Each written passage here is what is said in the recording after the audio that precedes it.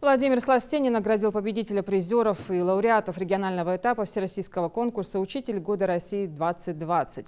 Поздравить лучших учителей Ингушетии пришли также вице-премьер Марьям Амриева и министр образования и науки Эсет Бокова. Победителем конкурса стала учитель биологии столичного лицея Зинаида Костоева.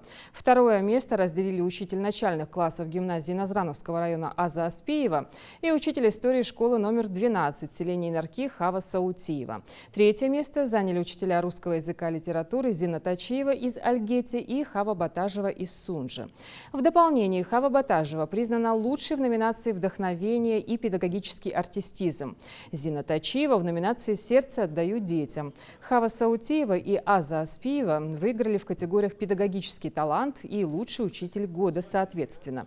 Все они, а также победители различных номинаций в соответствии с постановлением правительства Ингушетии награждаются дипломами и денежными премиями. Победитель представит республику на всероссийском этапе, который откроется в январе 2021 года в Волгограде. Ну а финал конкурса пройдет с 22 января по 4 февраля 2021 года. Премьер-министр поздравил учителей, отметив важность выбора их профессии и преданность своему делу.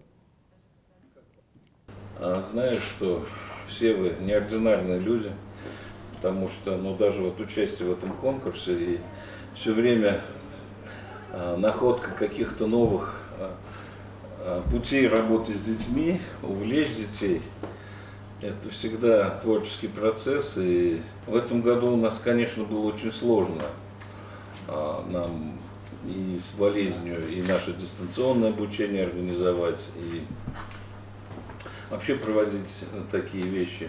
Но, однако, все равно провели такой конкурс, выявили лучших. Значит, и мы даже вот пришли к выводу, что в этом году у нас 100 бальников в 3 раза больше стало. Наши ученики более, я не знаю, может быть, раскрепостились, более внимательно стали подходить.